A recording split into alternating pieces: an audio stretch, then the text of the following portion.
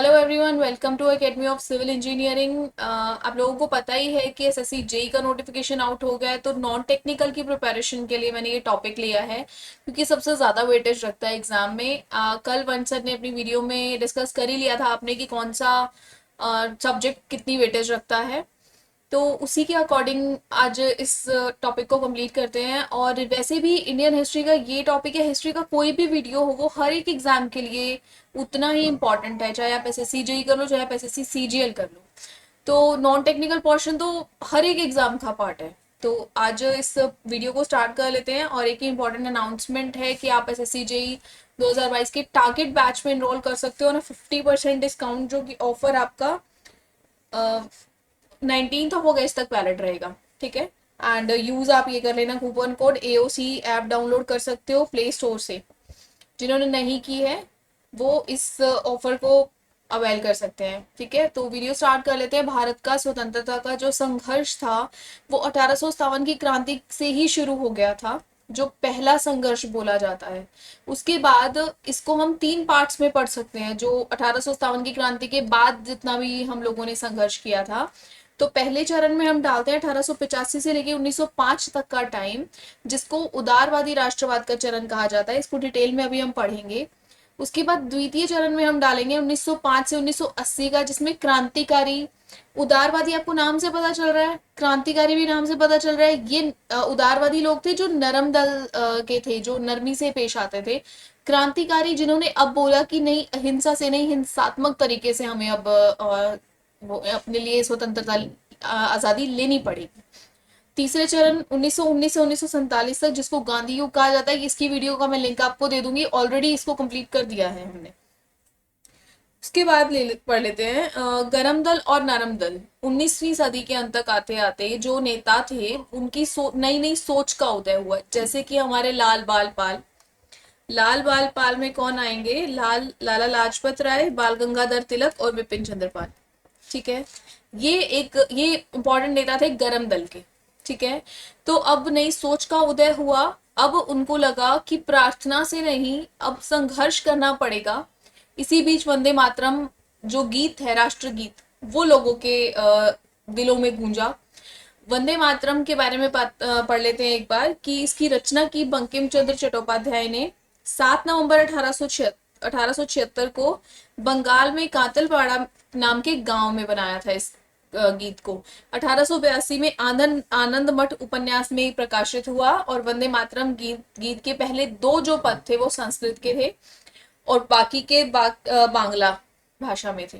ठीक है, रविंद्रनाथ टैगोर ने 28 दिसंबर 1896 को इसको शब्दबद्ध किया और कांग्रेस के कलकत्ता अधिवेशन में इसको गीत को गाया।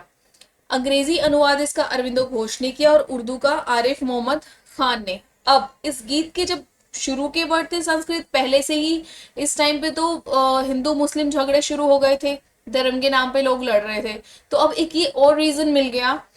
हिंदू मुस्लिम की लड़ाई का ही एक कारण था कि वंदे मातरम के बाद हमें राष्ट्रगान लाना पड़ा, जनगण मन लाना पड़ा। ठीक है, क्योंकि ये सबने नहीं एक्सेप्ट किया था इसको। इसके बारे में जितना भी important exam point of view से थे मैंने डाल दिया है। ठीक है, अब जब नेता थे वो दो दल में बट गए थे, नरम दल और गरम दल। गरम दल के मैंने आपको बता दिया, लाल बाल पाल थे, इसके इनके अलावा अरविंदो घोष भी इनके ही नेता थे। नरम दल में सुरेंद्रनाथ बनर्जी, गोपाल कृष्ण गोखले, फिरोज शाह मेहता, इसके अलावा जितने भी पुराने नेता थे वो नरम दल में थे। ठीक है, बंगाल विभाजन। बंगाल विभाजन किया किसने? लॉर्ड कर्जन ने 1905 में। क्यों किया? बंगाल को ही क्यों टारगेट किया? क्योंकि वहां के लोग सबसे ज्यादा एजुकेटेड थे, वहां पर हिंदू मुस्लिम जनसंख्या भी ज्यादा थी। बहुत सारे रीजन थे, वो बहुत एक समृद्ध जगह थी जिसको अंग्रेज इजीली टारगेट कर सकते थे। इसीलिए उन्होंने बंगाल को चुना कि फूट डालो और शासन करो, इन लोगों को तोड़ दो और बाकी जगहों पे अपना शासन बना लो।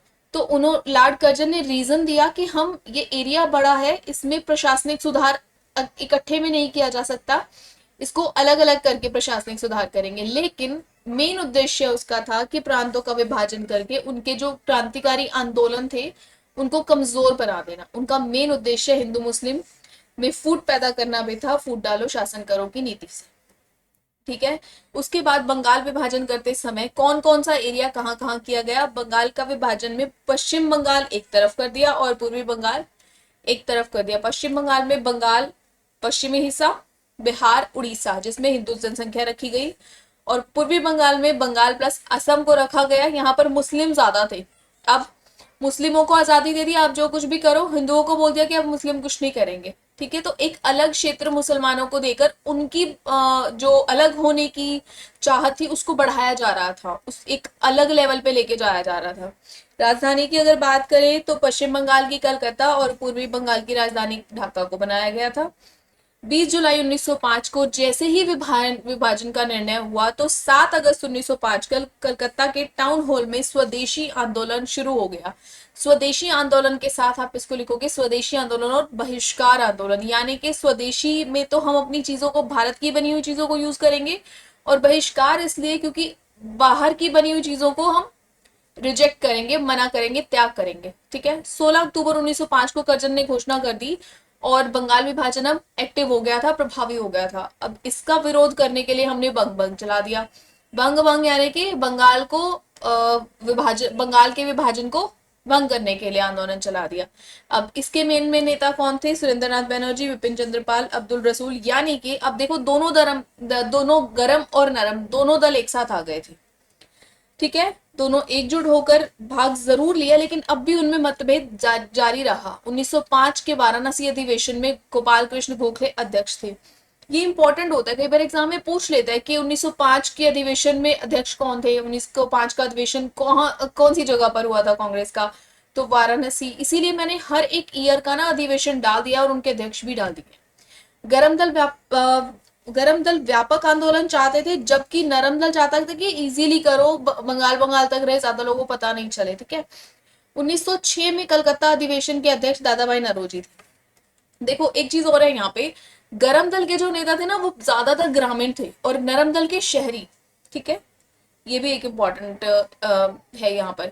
इस अधिवेशन में स्वराज प्राप्ति कांग्रेस का लक्ष्य कांग्रेस का एक लक्ष्य बन गया। कौन से वाला? 1906 का कलकत्ता अधिवेशन, जिसके अध्यक्ष थे दादा भाई नौरोजी।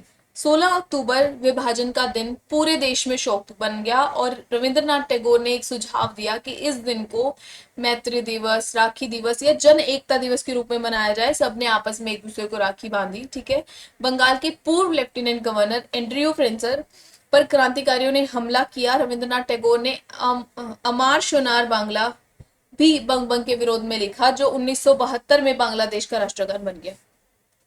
अब आते हैं कांग्रेस का सूरत अधिवेशन 1907। 1906 तक हमने पढ़ लिया था। उसके बाद 1907 26 जनवरी 1907 को ताप्ती नदी के किनारे सूरत में यह अधिवेशन हुआ।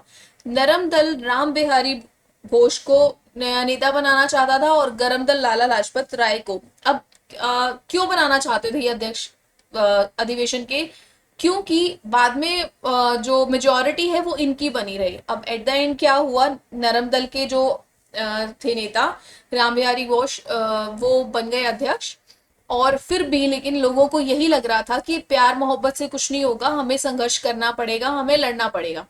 तो गरम दल के विचार अभी भी देश भर में थे और देश भर में क्रांतिकारी गतिविधियां हो रही थी। तो धीरे धीरे क्या किया, सरकार ने दमन करना शुरू किया। अब 1907 में लाला लाजपत राय को गिरफ्तार करके 6 महीने के लिए बर्मा भेज दिया। लाल बाल पाल, मतलब तीनों लाल बाल पाल को मेन तो यही थे गरम दल के, तो विपिन चंद्र पाल को भी 6 महीने की जेल कर दी और बाल गंगाधर को भी 1908 में 6 महीने के लिए बर्मा भेज दिया। मतलब अब आंदोलन को उन्होंने सोचा कि अब थोड़ा सा धीमे हो जाएगा और हमें और मौका मिल जाएगा आगे की गतिविधियों को बढ़ाने का। इधर सरकार ने गरम दल का दमन शुरू किया, लेकिन कांग्रेस की नजर में अच्छा भी तो बनना था ना, तो नरम दल को खुश करना शुरू कर दिया, उनके नेताओं को अच्छी अच्छी पोस्ट देनी शुरू कर दी। मार्ले मिंटो सुधार हुआ 1909 में।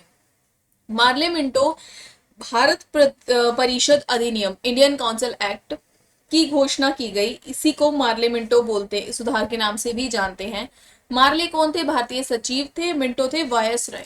ठीक है, मार्ले मिंटो याद हो जाएगा ना, सचिव बड़ी पोस्ट होती है इसलिए पहले आई है, मिंटो बाद, वायसराय उससे छोटा होता है, उससे जूनियर होता है, तो वो बाद में। इसको ऐसे ही याद करना, मार्ले मिंटो। इस अधिनियम के अनुसार केंद्रीय और प्रांतीय विधान परिषदों में गैर सरकारी सदस्यों की संख्या बढ़ा दी गई। 16 से 60 कर दी गई। खैर ये पॉलिटी का क्वेश्चन है, लेकिन मैंने एक बार वैसे ही आपको रफली बता दिया है। वॉयसराय की कार्यकारिणी परिषद में एक भारतीय की नियुक्ति की गई, सत्येंद्र प्रसाद सिन्हा। ये पहले ऐसे व्यक्ति थे, भारतीय व्यक्ति, जो इतने ऊंचे पद पर थे। इसके अलावा बिहार और उड़ीसा के गवर्नर बनाया गया इनको।